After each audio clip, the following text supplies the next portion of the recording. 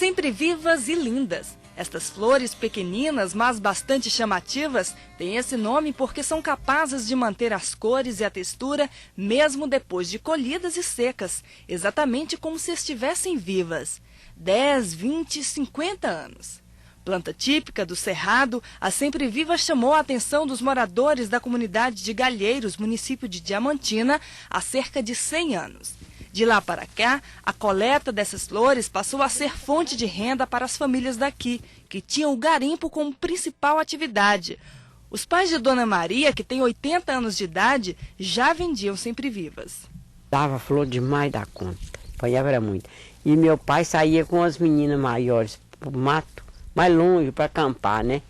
Ficava lá a semana inteira, nas lapas, para coletar, final de semana que vinha trazer as cargas. Aos poucos o cenário foi mudando. A exploração excessiva e indiscriminada e as queimadas contribuíram para o esgotamento dos campos nativos de Sempre Vivas, a ponto de algumas espécies de maior valor comercial ficarem ameaçadas de extinção. Seu Antônio, na atividade há 50 anos, viu as áreas de Sempre Vivas se esvaziarem. Tinha uns que arrancavam muito a raiz dela, você sabe? Aí eu fui prejudicar muito ela. Naquela raiz que ela arrancava, que ela tinha muito valor.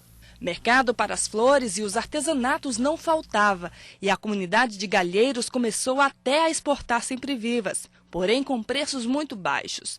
No final da década de 90, surgiu, com o apoio da Emater, a ideia de se criar em Diamantina a Associação dos Artesãos de Sempre Vivas. Um dos principais objetivos da associação, além de agregar valor e gerar renda, é a conservação ambiental, a preservação ambiental e a preservação dos campos, né? Porque acabando a Sempre Viva, acaba a forma de sobrevivência da comunidade.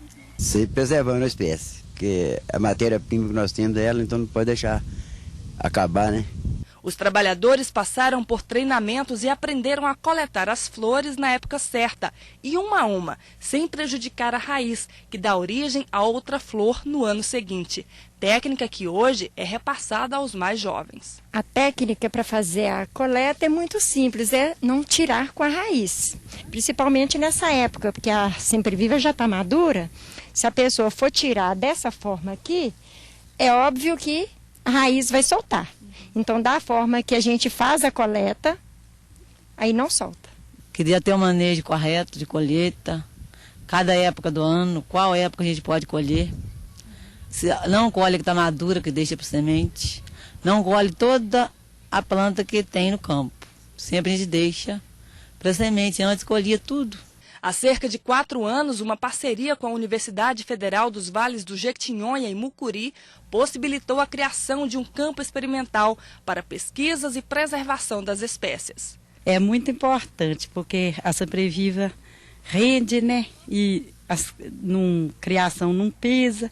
Enquanto a gente não tinha esse experimento, né? A gente não colhia a Sempre Viva assim muito assim bonita, madura, ela serve para semente. 102 espécies de Sempre Vivas já foram catalogadas na região de Diamantina até agora. E para que as flores continuem garantindo sustento e dando vida aos sonhos das famílias da comunidade de Galheiros, cada uma dessas pessoas sabe do seu compromisso com esta natureza tão generosa. Não deixando o fogo fora da época, não olhando, apanhando com cuidado, não deixando olhando se um corrigindo o outro, se um faz errado, um chama a atenção do outro. Além dos cuidados no manejo da planta, o artesanato também foi incrementado. Participando de vários cursos. Primeiro veio o curso de aprendizado, né? Que essas peças que a gente não sabia nem noção como fazer. Aí depois do aprendizado, veio os cursos para preço, para capacitação, empreendimento, vários outros cursos. As técnicas do artesanato são fáceis, mas exigem habilidade. Depois de coletadas, as flores precisam ser desidratadas. É para secar ela e ela não ficar mofada. Aí ela continua do mesmo jeito que a gente apanhou ela continua do mesmo jeito. O desenvolvimento das peças depende da criatividade de cada um. O colorido, segundo Ivete, é de acordo com o estado de espírito do artesão. É relativo. Se a pessoa está alegre, sempre faz um arranjo bem alegre. Se a pessoa está triste, o arranjo sai triste também. Dependendo da fase que a pessoa está passando. Recente que eu perdi o meu pai, os meus arranjos ficaram todos escuros. Mas agora o astral aqui é outro. E haja colorido para expressar tantos momentos bons. Um deles é este aí. Em Galheiros, é comum encontrar vários artesãos nas portas das casas. Com um bate-papo e muitos causos, o serviço rende. Eu ia conversando, um contando caso o outro. Tem uma beleza isso. E sai muito caso bom aqui? Sai muito caso bom. Piada. Histórias de família é o que não falta. Já deu para perceber pelo sobrenome, né? Todos aqui são parentes. Tarefa nada fácil é a do presidente da associação, que precisa manter a ordem na casa. É uma família só, né? Que sobrenome, pelo sobrenome você percebe, tudo é Borges. Se o senhor tiver que chamar a atenção da tia, da irmã, tem que chamar. De qualquer um, não tem isso não. Tá no estatuto, né? Quando tem uma encomenda, ela é dividida entre os 29 associados. E ultimamente serviço é o que não tem faltado. Além do comércio em Diamantina, o grupo tem um contrato com uma rede de lojas que distribui os artesanatos pelo Brasil inteiro. A associação participa ainda de várias feiras. Já estiveram em Belo Horizonte, Rio de Janeiro, Brasília. Neste dia aí, os artesãos se preparavam para participar de uma em Recife, Pernambuco. Na hora de organizar a mercadoria, é uma confusão só. Os produtos chegam de todos os lados. Afinal, a produção é individual, mas a comercialização é coletiva. Porque a gente anota a saída, quantas peças a pessoa levou. Para a volta, a gente tem um controle para saber o que vendeu e o que voltou. Se não anotar, de quem eu vou saber que vendeu? Com a baixa aqui, eu vou reconhecer a peça de cada um com o nome. Torna anotar e vai dar baixa no que foi vendido. Hoje eles são totalmente independentes, né? Fazem seu trabalho financeiro, fazem a questão da comercialização, né? Comercializam para uma grande rede de lojas.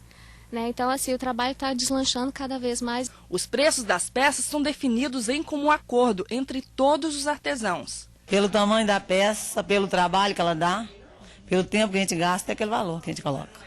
E enquanto as peças são marcadas e embaladas, ainda tem gente dando os últimos retoques. Ivanete dá o acabamento numa abajur e mostra que também entende de elétrica. Tem que ser até eletricista. E isso valoriza o produto, né? Com certeza. Eu acho que a gente tem que começar desde do início até o acabamento, né? Porque a gente não pode começar uma peça e deixar que o outro termine. E assim, pelas mãos desses trabalhadores, a Sempre Viva continua a ser sinônimo não apenas de beleza e vivacidade, mas também de transformação social das famílias de Galheiros.